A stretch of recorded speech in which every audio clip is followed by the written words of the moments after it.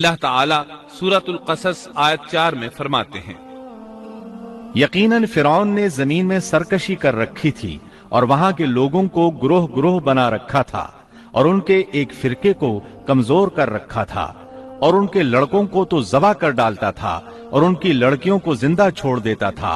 بلا شک و شبہ وہ تھا ہی فساد کرنے والوں میں سے۔ اس نے لوگوں کے گروہ اور جماعتیں بنا رکھی تھی۔ فرعون کے زمانے میں بنی اسرائیل سب سے حقیر اور کم درجہ قوم تھی۔ فرعون نے انہیں حد درجے ذلیل اور بے عزت بنا رکھا تھا۔ سبھی کو معاشرے میں نچلے طبقے میں شمار کیا جاتا تھا، جبکہ مصر میں یہی لوگ شاہانہ زندگی گزارا کرتے تھے۔ فرعون نے اعلان کرا رکھا تھا کہ بنی اسرائیل سب کے سب غلام ہیں۔ وہ ان سے زر خرید غلاموں کی طرح مزدوری لیا کرتا تھا۔ ان کی عورتوں سے لونڈیوں باندیوں جیسا برتاؤ کیا جاتا تھا۔ وہ جو چاہتا تھا ان سے کرتا تھا۔ اس نے یہ حکم اپنی رعایا میں عام دے رکھا تھا۔ مصر کے باشندے اعلیٰ درجے کے لوگ سمجھے جاتے تھے، وہ قبطی کہلاتے تھے۔ فرعون نے بنی اسرائیل کو غلام اور محکوم بنا رکھا تھا اور انہیں ہر طرح سے کمزور کر دیا تھا۔ اللہ تعالیٰ سورۃ القصص آیت 4 میں فرماتے ہیں، يستضعف طائفة منهم، اور اس نے ان میں سے ایک فرقے کو کمزور کر رکھا تھا۔ بنی اسرائیل اس ذلت سے نجات پانے کا انتظار کر رہے تھے، اور اس کی وجہ یہ تھی کہ انہیں ایک بشارت ملی ہوئی تھی۔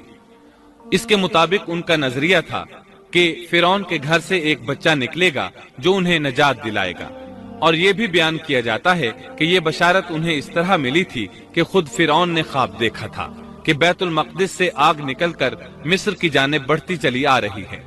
وہ آگ مصر میں موجود تمام لوگوں کو جلائے ڈالتی ہے، مگر اس آگ سے بنی اسرائیل کے گھر محفوظ رہتے ہیں۔ فرعون نے اس خواب کی تعبیر کاہنوں سے پوچھی۔ وہ کاہن اس کے نزدیک عالم تھے۔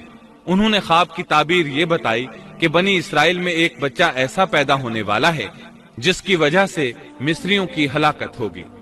یہ تعبیر سن کر فرعون ڈر گیا۔ تب اس نے ایک خوفناک حکم جاری کیا، اقتلوا كل من يولد من بني اسرائيل، بنی اسرائیل میں جو بچہ پیدا ہو اسے قتل کر دیا جائے۔ اللہ کی قدرت دیکھیے کہ ہارون علیہ السلام اس سے پہلے پیدا ہو چکے تھے اور موسیٰ علیہ السلام کی والدہ امید سے تھی۔ فرعون نے اپنا حکم یوں جاری کیا تھا کہ اگر ان کے ہاں بیٹے پیدا ہوں تو انہیں قتل کر دو، بیٹیاں پیدا ہوں تو انہیں زندہ چھوڑ دیا جائے۔ چنانچہ ایسا ہی کیا جانے لگا۔ ہر نومولود بچے کو قتل کیا جانے لگا، بچیوں کو چھوڑ دیا جاتا۔ یہ تھا بچوں کو ذبح کرنے کا حکم جو بنی اسرائیل میں شروع ہوا۔ اس کا طریقہ انہوں نے یہ اختیار کیا کہ ہر حاملہ خاتون کی نگرانی شروع کر دی۔ دایا عورتوں کے ذمے یہ ڈیوٹی لگائی کہ حاملہ مستورات کی اطلاع دیں گی، اور جو دایا اطلاع نہ دیتی اسے بھی قتل کر دیا جاتا۔ اس طرح فرعون اور اس کے وزیروں کو ہر نو مولود سے باخبر رکھا جاتا تھا۔ ان دنوں سیدنا موسیٰ علیہ السلام کی والدہ اپنے حمل کے ابتدائی دنوں میں تھی۔ انہوں نے اس بات کو چھپائے رکھا اور دایا کا کام کرنے والی عورتوں سے بھی خود کو چھپائے رکھا، یہاں تک کہ درد ذہ کا وقت آ پہنچا اور انہوں نے بچے کو جنم دیا۔ اس بارے میں سوائے قریبی لوگوں کے کوئی نہیں جانتا تھا۔ بچے کی پیدائش کے بعد وہ فکر مند رہنے لگی۔ حمل کے دنوں میں تو انہوں نے خود کو چھپا لیا تھا، اب بچے کو کیسے چھپائیں؟ پھر بھی اپنی پوری کوشش کرتی رہیں، یہاں تک کہ ان کے پاس اللہ کا حکم آ گیا۔ یہ حکم اللہ نے ان کے دل میں ڈالا تھا، یعنی القاء کیا گیا تھا۔ یہ وہ وحی نہیں تھی جو پیغمبروں پر آتی ہے۔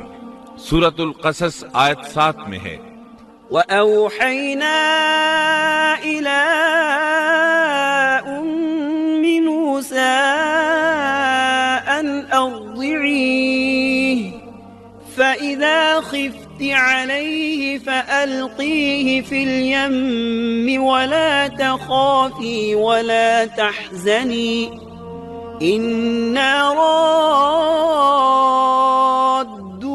إِلَيْكِ وَجَاعِلُوهُ مِنَ الْمُرْسَلِينَ۔ اور ہم نے موسیٰ کی ماں کو وحی کی کہ اسے دودھ پلاتی رہ، اور جب تجھے اس کی نسبت کوئی خوف معلوم ہو تو اسے دریا میں بہا دینا اور کوئی ڈر خوف یا رنج غم نہ کرنا، ہم یقیناً اسے تیری طرف لوٹانے والے ہیں اور اسے اپنے پیغمبروں میں بنانے والے ہیں۔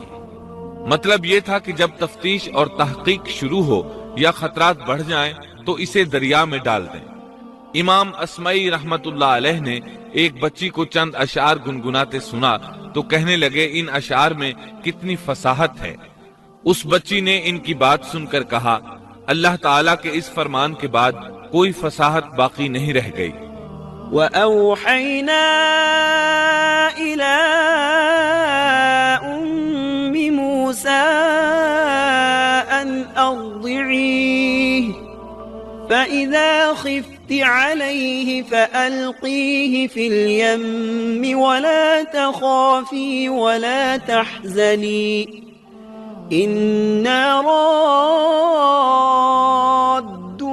إِلَيْكِ وَجَاعِلُوهُ مِنَ الْمُرْسَلِينَ۔ اس آیت مبارکہ میں بیک وقت دو خبریں، دو احکام، دو حکم امتناعی اور دو بشارتیں ہیں، یعنی ہم نے موسیٰ کی ماں کو وحی کی کہ اسے دودھ پلاتی رہے، یہ دو خبریں ہیں، اور جب تجھے خوف محسوس ہو تو اسے دریا میں بہا دے، یہ دو حکم ہیں۔ کوئی خوف نہ کھا اور کوئی غم نہ کر، یہ دو امتناعی حکم ہیں۔ ہم یقیناً اسے تیری طرف لوٹانے والے ہیں اور اسے اپنے پیغمبروں میں سے ایک پیغمبر بنانے والے ہیں، یہ دو بشارتیں ہیں۔ اور پھر واقعی تلاش شروع ہو گئی، بنی اسرائیل پر سختی کی گئی۔ موسیٰ علیہ السلام کی ماں نے اللہ کے حکم کے مطابق بچے کو صندوق میں رکھا اور دریا میں چھوڑ دیا۔ ساتھ ہی موسیٰ علیہ السلام کی بہن سے کہا تو بھی اس کے پیچھے پیچھے چلتی جا۔ چنانچہ وہ دریائے نیل کی موجوں میں چلے اور ان کی بہن کنارے کنارے چلی، اپنے بھائی کی نگرانی کرتی جا رہی ہے کہ دریا میں ڈالنے کے بعد کیا بنتا ہے۔ اللہ تعالیٰ سورۃ القصص آیت 11 میں فرماتے ہیں وقالت لأخته قصيه فبصرت به عن جنب وهم لا يشعرون۔ موسیٰ کی والدہ نے ان کی بہن سے کہا تو اس کے پیچھے پیچھے جا، تو وہ اسے دور ہی دور سے دیکھتی رہی اور فرعونیوں کو اس کا علم بھی نہ ہوا۔ صندوق بہتا ہوا فرعون کے محلات کے قریب آن ٹھہرا۔ محلات دریائے نیل کے کنارے تھے۔ اللہ تعالیٰ سورۃ القصص میں فرماتے ہیں آخر فرعون کے آدمیوں نے صندوق اٹھا لیا، آخرکار یہی بچہ ان کا دشمن ہوا اور ان کے رنج کا باعث بنا۔ اب وہ اس کی بھلائی چاہ رہے ہیں لیکن وہی فرعونیوں کے لیے وبال جان بننے والا تھا۔ اللہ سورۃ القصص آیت 8 میں فرماتے ہیں إن فرعون وهامان وجنودهما كانوا خاطئين۔ کچھ شک نہیں کہ فرعون اور حامان اور ان کے لشکر تھے ہی خطا کار۔ فرعون کی بیوی نے فوراً پہچان لیا کہ یہ بچہ بنی اسرائیل میں سے ہے، چنانچہ اس نے کہا وقالت امرأة فرعون قرة عين لي ولك لا تقتلوه عسى أن ينفعنا أو نتخذه ولدا وهم لا يشعرون۔ اور فرعون کی بیوی نے کہا یہ تو میری اور تیری آنکھوں کی ٹھنڈک ہے، اسے قتل نہ کرو، بہت ممکن ہے یہ ہمیں کوئی فائدہ پہنچائے یا ہم اسے اپنا بیٹا ہی بنا لیں، اور یہ لوگ شعور ہی نہیں رکھتے تھے۔ مطلب یہ کہ اس پورے معاملے میں اللہ تعالیٰ کی تدبیر سے انہیں آگاہی نہیں تھی۔ اس پر فرعون نے کہا یہ صرف تیری آنکھوں کی ٹھنڈک ہے، میری نہیں۔ میں نہیں چاہتا بنی اسرائیل کا کوئی بچہ میری نگرانی میں پلے، لہٰذا یہ صرف تیری ہی آنکھوں کی ٹھنڈک ہے۔ ابن عباس رضی اللہ عنہما فرماتے ہیں اگر فرعون یہ بات کہہ دیتا کہ یہ میری بھی آنکھوں کی ٹھنڈک ہے تو اللہ تعالیٰ اسے ہدایت دے دیتا، لیکن اس نے یوں کہا یہ صرف تیری آنکھوں کی ٹھنڈک ہے، میری نہیں، اور پھر ہوا بھی یہی۔ موسیٰ علیہ السلام آسیہ کی آنکھوں کی ٹھنڈک بن گئے، فرعون کی آنکھوں کی ٹھنڈک نہ بنے۔